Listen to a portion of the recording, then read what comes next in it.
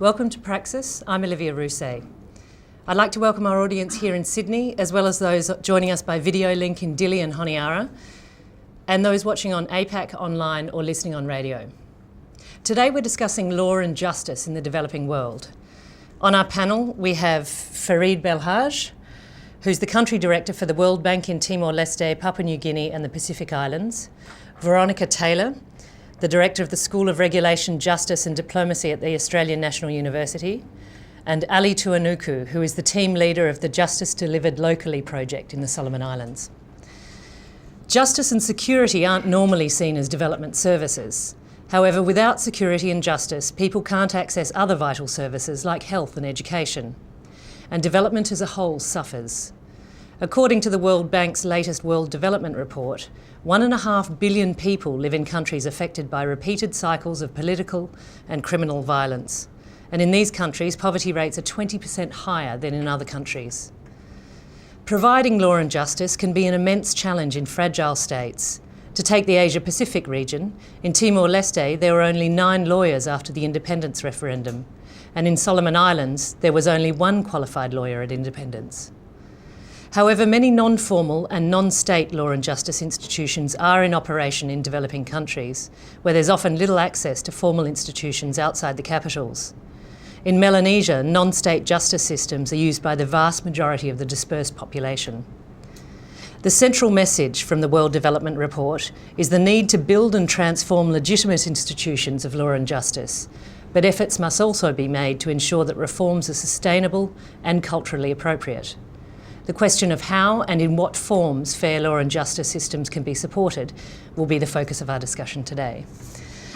First, I'd like to ask each of you a general question. Ferid, could you tell us what do we mean when we talk about law and justice? Well, thank you very much. You've actually framed it quite well. Justice is both a concept, it is a value, it is a system, and it's also a mechanism.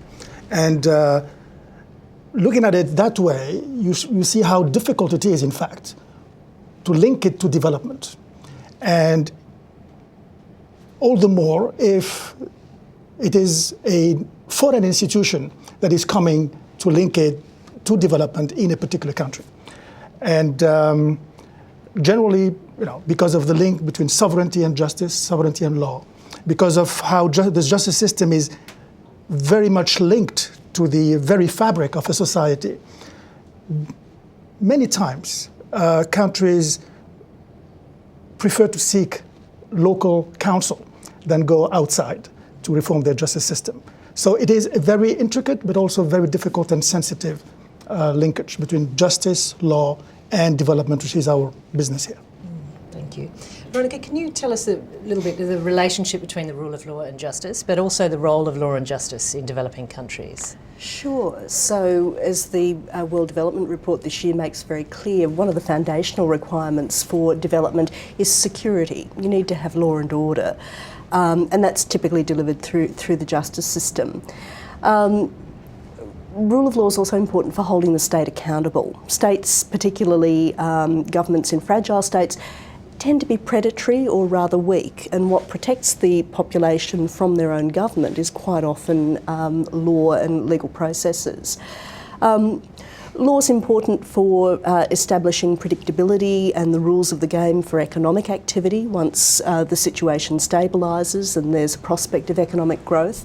And then law is also important for a distributive reason. If you think about education, you think about health, what constructs health and education as a right of the citizen is law, but what enables you to cash in those rights are the legal processes that are put in place in the system. And Ali, can you tell us why law and justice is important to people in rural communities in Solomon Islands? Yeah, people in Solomon Islands, I think I should point out that 85% of the people in the country, population of the country, live in rural communities. And the ownership of the resources that are utilised for development purposes is under customary ownership. And the country went through a period of conflict. So what you'll find is peace and stability is a precondition for development in those kind of communities, and justice basically functions to, in a way, guarantee that. Ferid, coming back to you, with existing non-formal law and justice institutions in operations in many developing countries, what challenges are there when the World Bank or donor partners are trying to implement legal or judicial reforms? Yeah. If one looks at what the bank did over the last very many years, let's say 10, 15 years, we've engaged in legal and judicial reform since the late 90s. And that was part of a new discussion we had, where we moved from the development theory that pushed basic needs as the real driver for development, health, education, you mentioned that, water and sanitation, etc., to something that is more comprehensive. And we put together the comprehensive development framework. Two major pillars of that framework were governance and law and justice. We engaged, frankly, without prior knowledge of where we were going. And we learned as we did. And we learned that one size does not fit all. We learned that we needed to make sure that we would bridge the gap between formal and informal justice. And we also learned that it is very tough, as I said earlier, to get involved in the very fabric of a society, that is in the very intimacy of a society, and that's justice. Both when we talk about the state and when we talk about the individual. So what we did, in fact, is first start, frankly, with some cookie-cutter projects. So we did arbitration, alternative dispute resolution issues. We did training. We did, court and case management. But then we found out that there are a totally different layer of activities that are linked to justice that we were not tackling, and that's the informal part of it.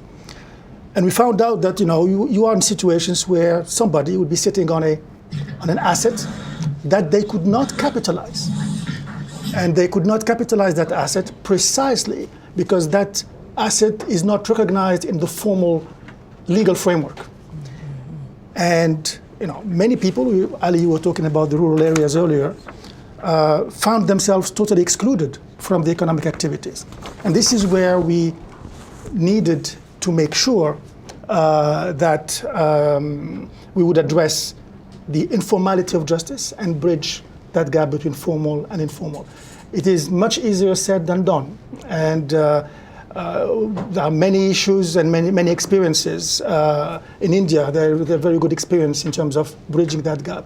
In other countries, and I'm sure that when we discuss later with Ali and his experience in the Solomon Islands, we will learn more in terms of how can one bridge this gap that was really put to the fore by people like Hernandez de Soto and Amartya Sen, when they looked at how governance and legal and judicial systems can help development. Mm-hmm.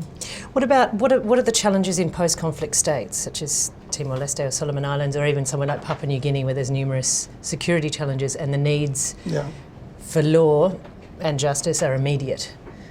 What's the conflict there? Well, there too we get into this immediacy versus long term. Mm-hmm. There are situations where the institutions do not exist at all. They are not there. Timor-Leste, immediately after independence, you mentioned the number of lawyers. One can look at the number of judges, and one can look at the legal framework that was there. Indonesia was there, but then when Indonesia left, there was a void. How to handle that void was an issue. And it's not just Timor-Leste, etc. Every country that came out of colonialism or came out of a struggle had to deal with that. How the bank handled that? Frankly, it was a painful experience because in many countries, Yemen would be one, for instance, we were coming with solutions, recipes that were experimented elsewhere. We put them there, and we learned as we implemented those projects where we were successful and where we were failing. We were quite successful, frankly, in training judges, in raising the awareness of the population vis-à-vis the necessity of having, again, a formality, some sort of a formality in the justice system. We were quite unsuccessful when we tried to make sure that the rules would trickle down to local societies, to tribes, and where there was this collision between the rules coming from Sana'a in the capital and the tribes in the around the country. And this is what I see today in the Pacific. We haven't yet engaged as much as we could in legal and judicial discussions in the Pacific, but I suspect that those issues will be exactly the same when we finally will make that jump into legal and judicial reform and justice issues in this part of the world. So how would you go about, I suppose, a more bottom-up approach with something like strengthening state institutions? Where do you start? Yeah, well, look, I mean, there are many theories about bottom-up approaches, micro-justice approaches, and making sure, again, that we would take very much into consideration the rules that govern communities around the country. For that, we need, a lot of forensic work.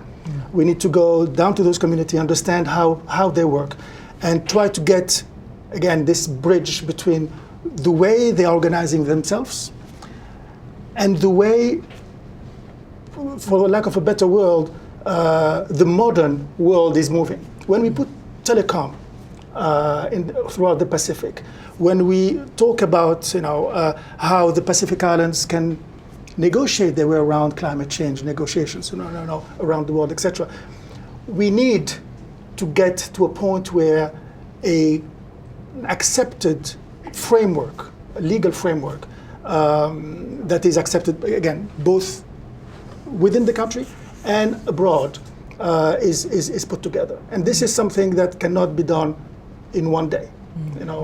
We usually say development is not instant coffee. Justice development takes even longer than that. So it is going to be a long haul. Turkish coffee. Or Turkish coffee, probably.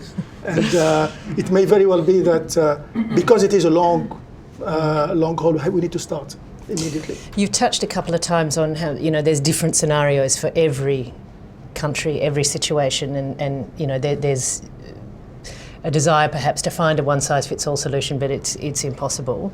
But what about the question of immediate needs? When how can you justify putting loads of money into governance and strengthening the rule of law when there's people going hungry, etc.? And this is where we'll have an interesting discussion, because I mentioned earlier that during the 60s and the 70s, development meant water and sanitation and agricultural development and health and education. And then we thought that was not enough. This being said, in an environment where donor countries are under stress, you see what's happening in Europe, in the US, etc., an environment where it is very, very tough to get development, financing for development. It's very tough, and we saw it. When we wanted to increase the capital of the bank, it was like pulling teeth. When we had to go through our IDA replenishment, it was very tough. How can we explain to kids running in very unsafe and unhealthy environments that strengthening the state institutions that they see, that their parents see as not efficient, probably corrupt, that money should go against developing those state institutions, when that money would be better spent in mobile clinics, in schools, in putting water and sanitation systems around. That's very tough, and that's quite a tension. And our role is to explain that in order to sustain the delivery of public services, and in order to sustain the providing health and education, etc., to these kids, to these families, we need a legal framework, and we need rules and regulations that can manage, those kind of activities that have a direct impact on development. Thank you. Veronica, would you like to pick up there? Is there a bit of unnecessary waiting, do you think, in support of governance and rule of law in some countries where there are more immediate needs, or what would be your take on that? So, building effective legal and justice systems is a long-run proposition. And, part of the problem with governance reform is that it's not sexy. It's very difficult to show quickly the fruits of investment in justice systems. You can take terrific photographs of poor children who are now going to school, or of families who are now vaccinated, and you can show the immediate impact of aid spent in those sectors. It's much more difficult to take a before and after shot of a citizen who's enjoying rule of law. It's just not as visible. So that's one of the tensions in the area. The other tension is that citizens in donor countries, and indeed in countries receiving big infusions of aid, are now very impatient for results. They want to see the results yesterday. And this is an area in which it's very, very hard to do that. You're talking about building institutions often from zero, or building a whole generation of legal professionals or paralegal professionals who are able to deliver justice. It takes time. What that leads donors to do in a lot of cases is to be very conservative. And the bank has also trodden this path in the past, but has now very much evolved in its thinking, which is very positive. But if you look at Afghanistan, for example, over the last 10 years, the donors arrive, they want to rebuild a conflict or post-conflict country quickly. What do? They focus on the things that are familiar. Let's infuse the court system with a lot of money. Let's train a lot of judges. Let's train prosecutors, because then we can prosecute poppy.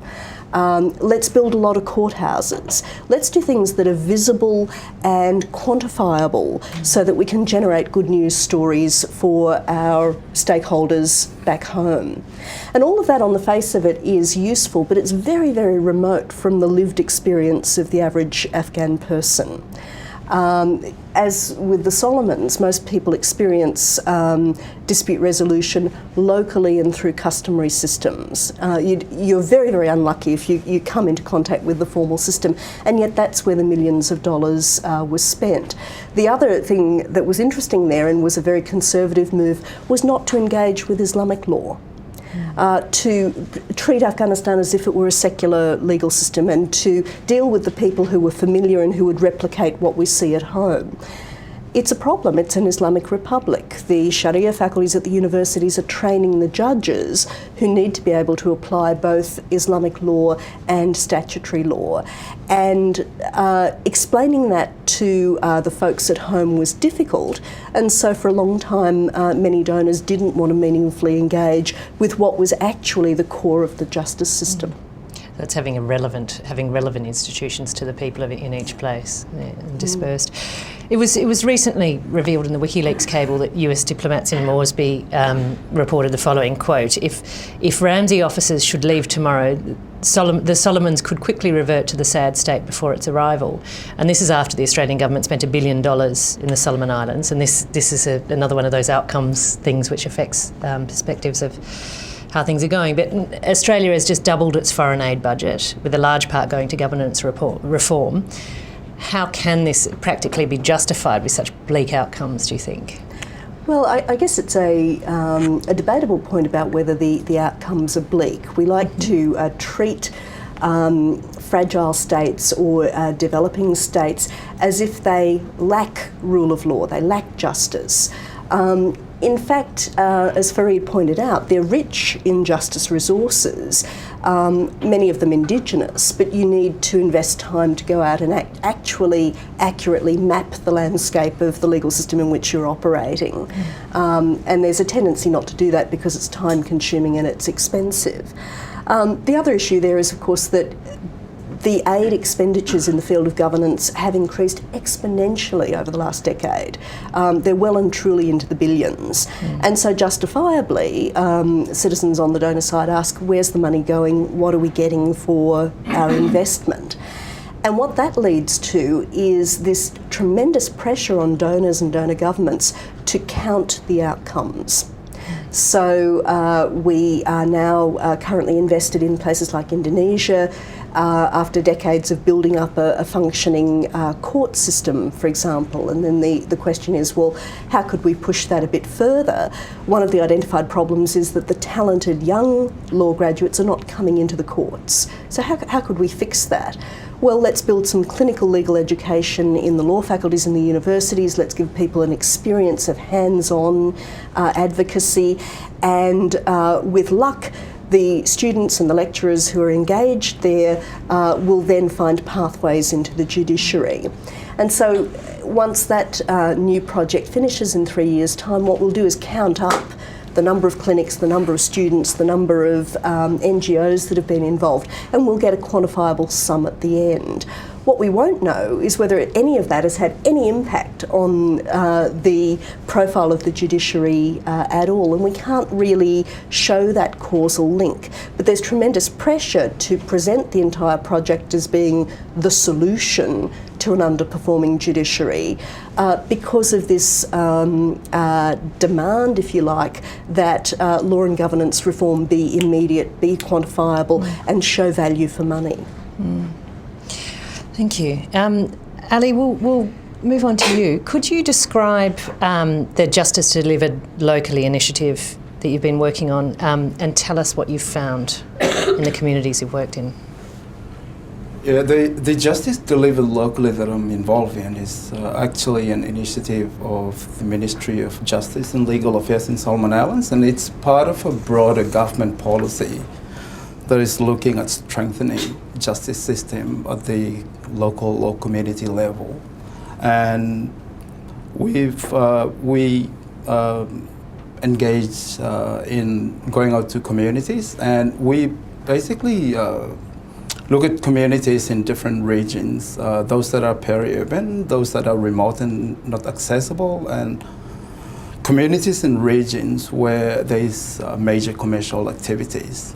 And we basically map out the sources of conflict and the different conflict mechanisms they use to resolve. And we have visited 4 of the 9 provinces in Solomons. And the preliminary findings of the research we are doing is first, both state and non-state systems are dysfunctional at the community level. So if you like, as I said earlier, 85% of the people are basically trying to find their way around to resolve a lot of their issue with no structured system to support them. And then secondly, there is a lot of confusion in those communities because of the lack of clarity on what is the relationship between state system and the custom system. And when I refer to custom system, I'm referring to their set of rules in those communities that guide them, and those rules change over time. But that is what they have. And the other thing that came out of the research is people feel that the state is so irrelevant to their lives. They don't question the legitimacy, but because it's just not present, they just don't feel it's relevant to their lives. So you have a situation where rural communities don't question the legitimacy of either the state or non-state system, but it's just dysfunctional. They're not functioning. They feel that it's not serving them. And regardless of, like a lot of the service delivery activities that are taking place, what we find in communities is they want to live with a sense of peace and security. It's a big issue for them. How are they, like without a functioning state or functioning custom system, how are they resolving disputes and conflicts? In most cases, they basically pull back to individual initiatives that are really based on social relationships. In a lot of the major conflicts, it's just delayed problems that are just being ignored or swept under the table, if you like. And it's a dangerous situation for that country, that both the state and non-state systems are not functioning at all. So you have a whole lot of problems that are just piling one on top of the other with no structured way to effectively deal with and resolve. Can I note one interesting tension here? Well, you are mentioning that the state, the government, is asking for these services, but at the same time, the community are not. So we are in a very odd situation where, yes, we have ownership from the government, but because the government or the state is not effective, is not present, is not making any difference in people's lives, the community themselves don't see the relevance of yours, ours, intervention there. How can one manage this type of attention? I think that's one of the things that comes out through the research work that we're doing, is the confusion that people have about the relationship. How do you manage rural communities that have their own set of rules, have their own systems, and modern state systems? There is no clarity, as I said earlier, about the respective roles and responsibilities of the two systems. And it is an area that what we're working on is to provide the government with those information so that they could formulate appropriate responses. And were the local or the non-state systems stronger before the conflict in Solomon Islands? They were stronger before the conflict in Solomon Islands, but it's not only the conflict that destroyed those systems. A lot of the communities we visited, their difficulties and their problems arise from extractive industries, particularly logging. And there was this example of the whole practice of a chief of a community signing off their land to a logging company and creating a lot of problems in the community. And we visited other communities that are in the process of negotiating mining, and it's the same story. There are a lot of issues around that. And how are the people reacting in situations like that? That is, I think that's the challenge, is when you have dysfunctional system, and when people feel that they're not being catered for, there is no structured mechanism for them to push their grievances, then it's a dangerous situation for any community or a country to find itself in. So the responses from communities vary from trying to use the state system to just just threatening like companies that operate, for example, which has happened in both mining and logging. We might at this point open up to questions from the audience. Are there any questions to start with? Professor Mary Chiarella from the University of Sydney. I was just wondering, you were mentioning about the disputes, and who would arbitrate the disputes then in that situation where there was a local dispute? Who would do the arbitration? Anyone? What happens? I just didn't sort of pick that up. Sorry. Yeah, it depends on the cause or the nature of the dispute, and a lot of the difficulties that the country faces relate to dispute over natural resources, particularly land, and they had their own mechanisms of resolving those disputes.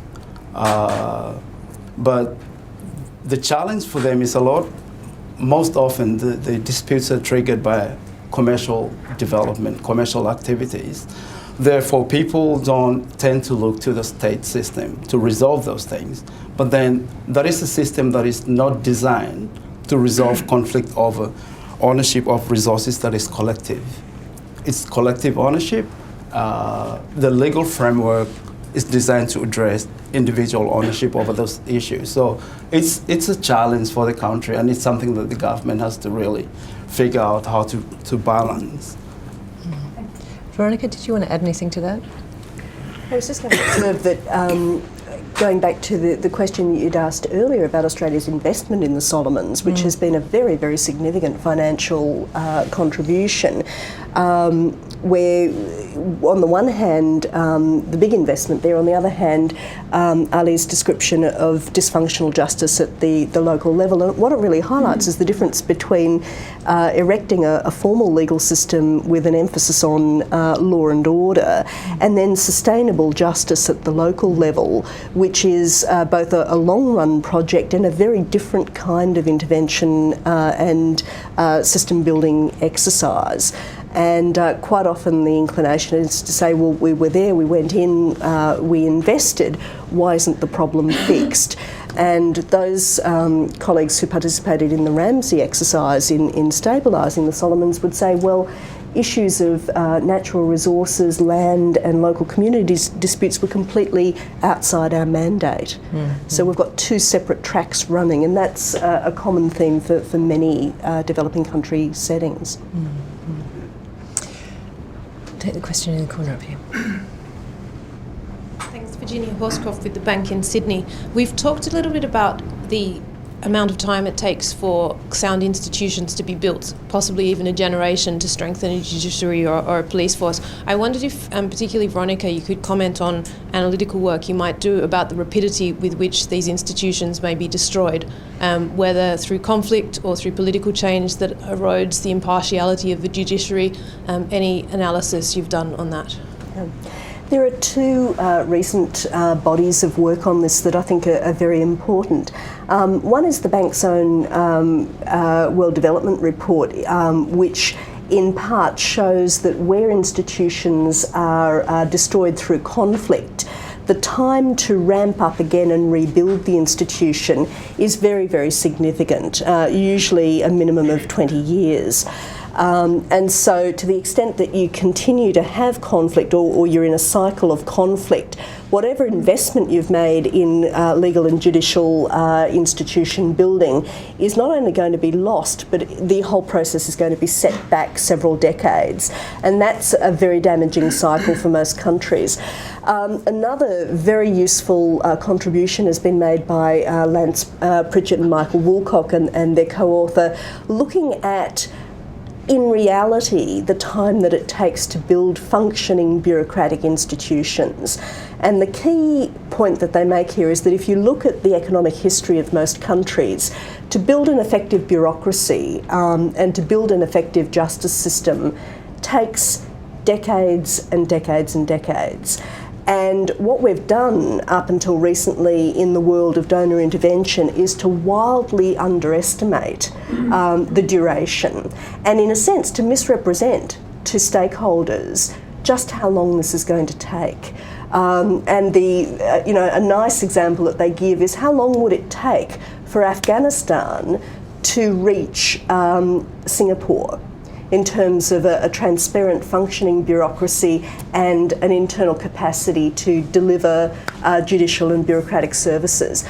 Well, depending on which set of figures you crunch, the answer ranges from 40 years to something like 120 years.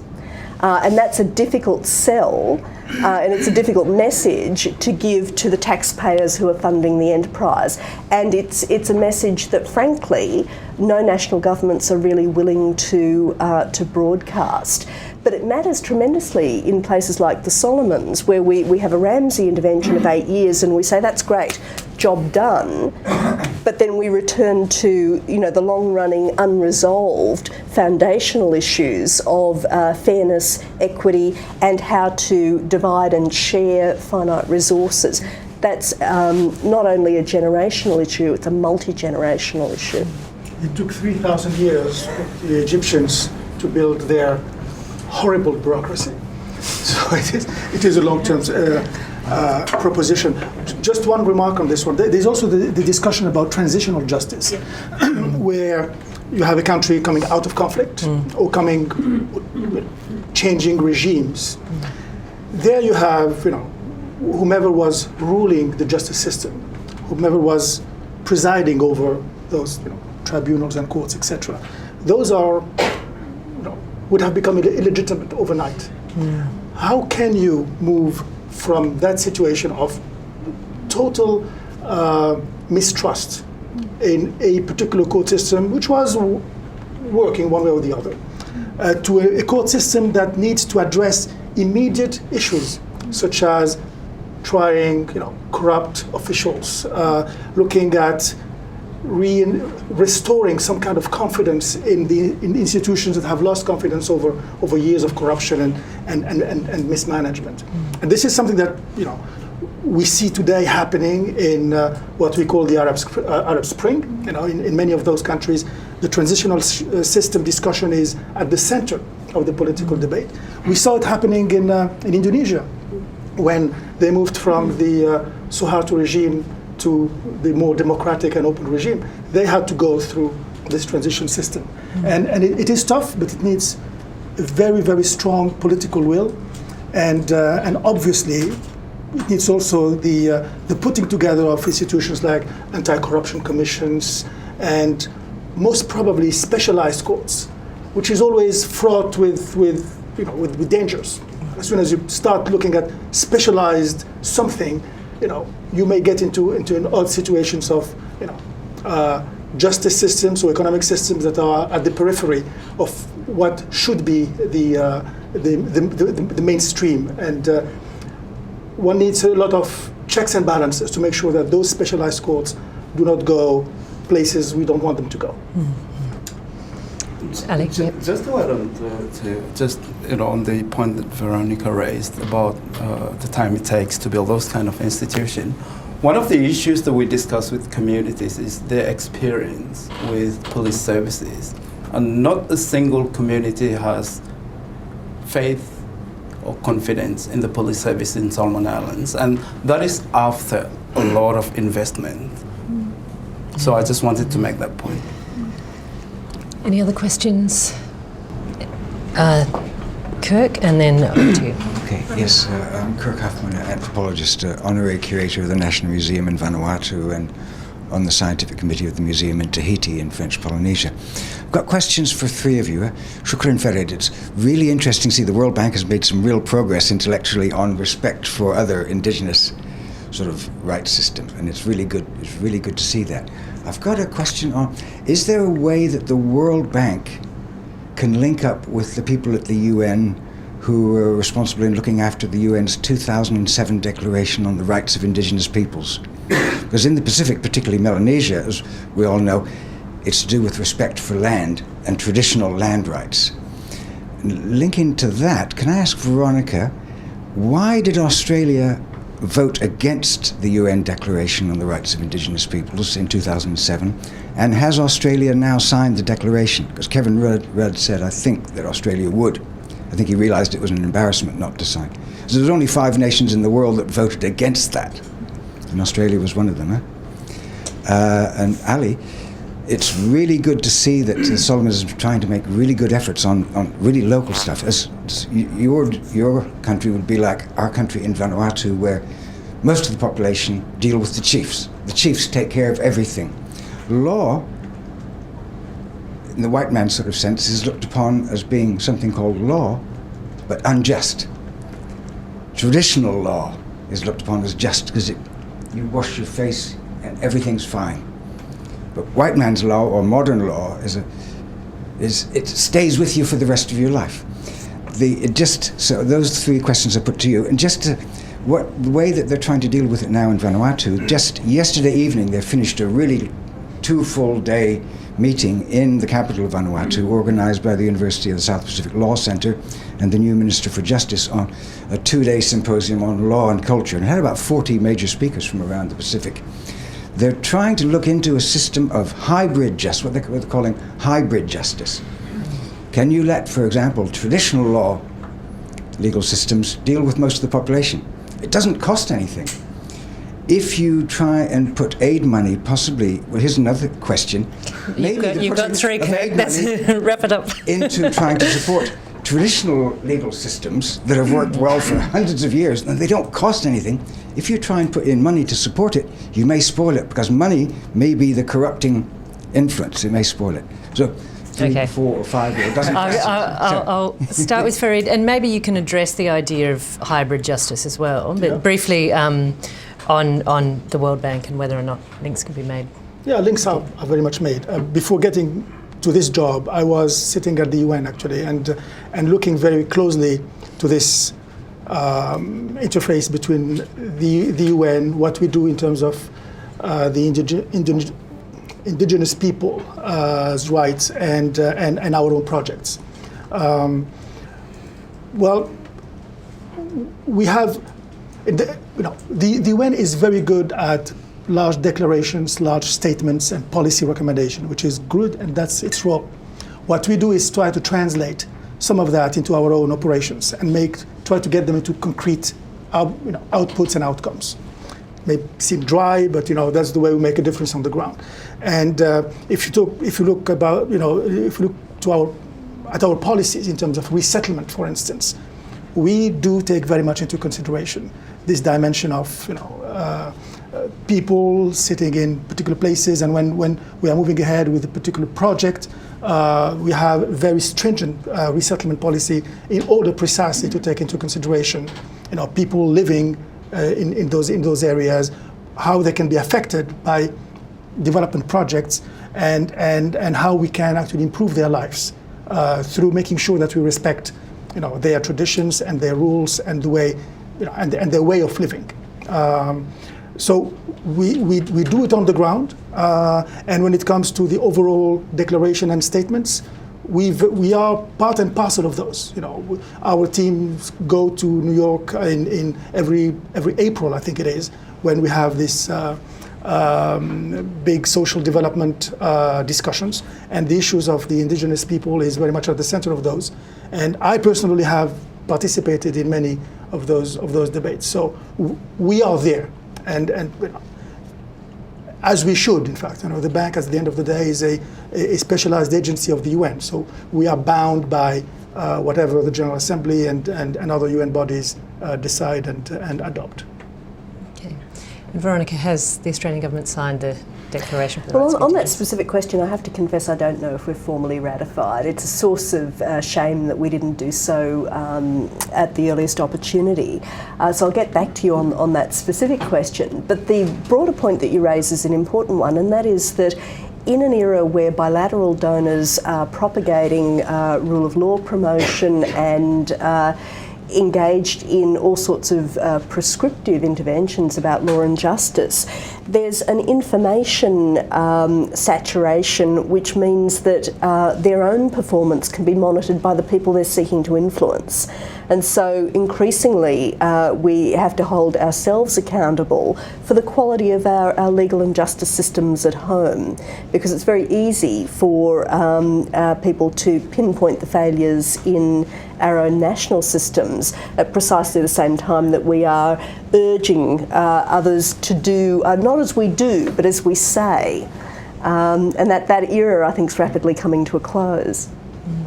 And Ali, any views on hybrid justice? There may be, that you've spoken of how local level or traditional custom or non-formal institutions aren't that strong, and that there are new and different pressures there.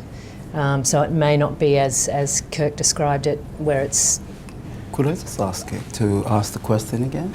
Have you got a situation now in the Solomons where the government can actually recognise traditional law as being as legal as sort of modern law? I think that's maybe what they're trying to do in Vanuatu, is because in the outer islands, because your situation there would be similar to the one in Vanuatu. In the outer islands, it's the chiefs that rule, or the traditional leaders that will rule. Or maybe you have more of a Christian influence out there. We'll have to keep it short, though, because we do have questions from the video link as well. Would your government, for example, recognise the fact that traditional law be as legal, traditional non-written law be as legal as the modern government law? All right, thanks. I won't speak for the government, but in terms of the constitution that was adopted at independence, there is some statement to the effect that attempts has to be made to recognize that, but it has not been operationalized, if you like. In terms of what we are finding in our research, the rural community have no faith and confidence in their own system just as much as the state system. So I think assuming that because it's custom system or it's their own, that they have faith and confidence, we are finding a totally different picture, which goes to show that when accountability and oversight and all these issues are weak for any system, be it state or non-state, then you will have the same result. So it's for the same reason that communities have no faith in the state system. The same reason is the reason why they don't have faith in their own system. And that's why they look at the state or modern law to give them a foundation to be able to function more effectively. So there is no we either do this or that. I mean, I think the issues that affect people's confidence in these systems are the same. Like I said, I mean, a lot of the damage to the traditional system comes in different forms, including commercial activities. We might move on. We've actually got a question from the video link, and then we'll come over to you, sir, in a minute. But from where's it from? From Dili office. From Dili. This question is from Olivia dos Santos, our program assistant in the Dili office, World Bank. Despite the fact that they have 2 official languages that are adopted in Timor-Leste and that they have laws written in Portuguese, the language survey indicates that only 15.7% of people speak Portuguese language. Any experience from other countries in the Pacific that can be shared with us? This has been a dilemma since many people who are brought into court have difficulties to defend their cases. This is an acute problem in Timor-Leste, but it's not a unique problem. You have a number of other relatively poor countries that have multiple official languages. Afghanistan is another. And what that means is that there is an additional cost to institution building, the cost of producing law in multiple languages, and then the cost of actually providing justice in multiple languages. Even developed countries like the United States and Australia have struggled to provide access to justice in a sufficient number of community languages to enable people to really participate in formal proceedings. It's quite complex. And it's unfortunate where countries have made language policy choices for political or historical reasons without really thinking through what that's going to mean for legal and judicial processes. The other problem for Timor-Leste and similar countries is that the second official language that has been chosen is often not a robust vehicle for the kind of complex and highly technical language that is very much a part of modern law. So not easy issues to resolve quickly, but certainly there are suggestive policies and practices from both developed and developing countries and legal systems around the world. We'll take a question over here. Zofan Tajuddin from University of Western Sydney.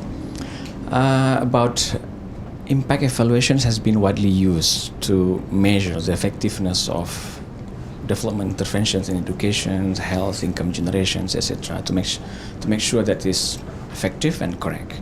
So, given the nature of justice building in the Solomon Island, the picture that I just came to know today, what kind of evaluations that can be done, and to make sure that the investment is correct and effective, and or whether nothing can be done nothing can be done to do any kind of impact evaluation. I'm just wondering about that one. Yeah. Veronica, you spoke to this a bit earlier, but Ferid, I'll get your take on that. Well, not necessarily in the Pacific, I really don't know, but in many other countries, we do impact evaluation. For instance, we did a legal and judicial development project in Morocco, where we basically created from scratch the commercial courts there.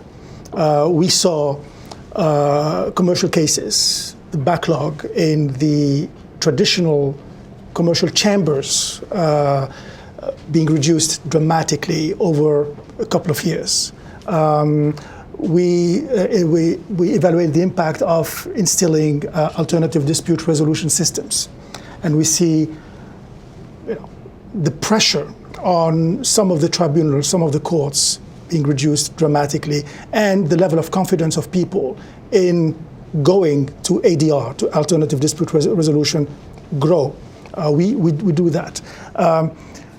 Obviously, when you get into a case, we'll have a winner and a loser, and so normally it's 50-50. But then again, you go a little bit further and start assessing or start asking questions like, have you been treated fairly? Have you been able to, get access to a lawyer? How do you rate your lawyer, et cetera, et cetera? And that would get you to a point where you could a bit understand, whether people feel a bit closer to their judiciary than before that. So we have ways of doing it. It's not perfect, but in cases where we are talking about formal law or formal systems, it is maybe easier than in cases where we'll be talking about traditional law. And I wonder whether, again, the forensic dimension of our work shouldn't be ramped up for us to really understand, one, the need for it, second, how it works, and third, what impact do we have on the ground. Would either of you like to add to that? Ali, would you like to? Evaluating the impacts of law and justice reform, sort of, you're evaluating the situation on the ground as a first step, but... Yeah. I think evaluating, that kind of law and justice, in the context of Solomon Islands, because the investment has always been on the state sector. So it will be evaluating the effectiveness of the state system. From what we are hearing, it's actually people generally feel that it's failing them. And we also have documentation on basically the judiciary and the police that supports that there is hardly justice service from the state system to the rural community. Mm-hmm. So I think evaluating it in terms of how it functions at the state level, yes, you can attempt to do that. But in the case of Solomon Islands, if you evaluate law and justice investment at the community level, then obviously it's not a success story, if I can say that. Not because whatever investment there was not effective, but because it was designed for the state system, and it hasn't have that reach to go down to the community level.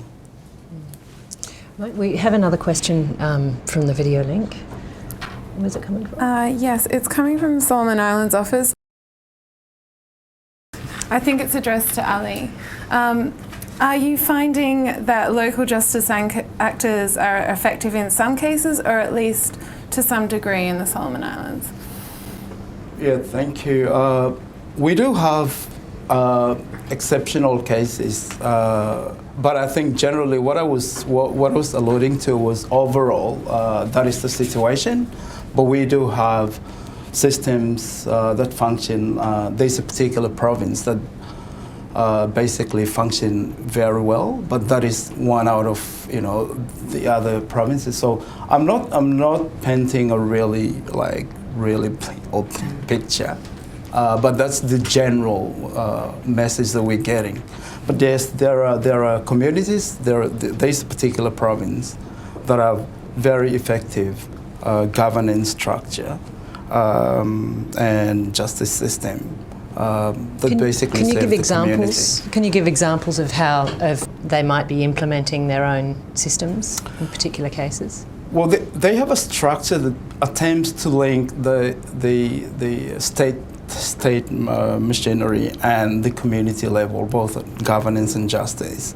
So you have at the village level mechanisms that deal with certain issues, and then there are regional, what they refer to as houses of chiefs, that combines different chiefs to deal with some of those issues.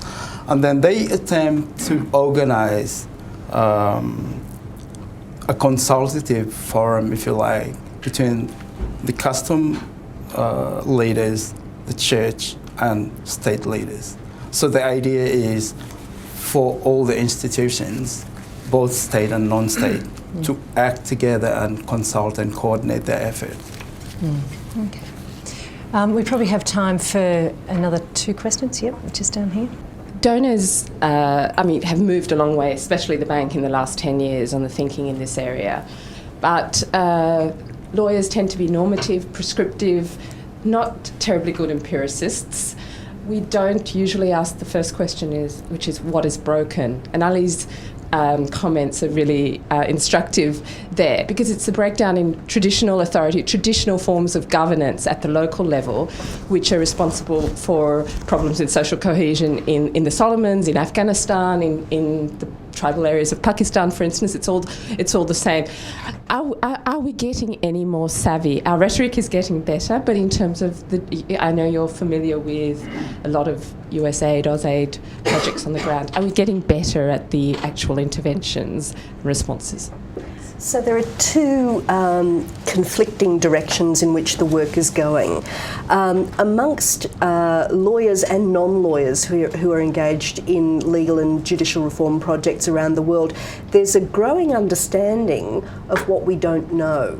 So there's been a loss of arrogance, if you like, a loss of hubris. There's an understanding that we may not have done quite as good a job as we once believed, and there's mounting evidence that we could do a whole lot better. And so within the professional cohort, there's an understanding that we need to lift our game.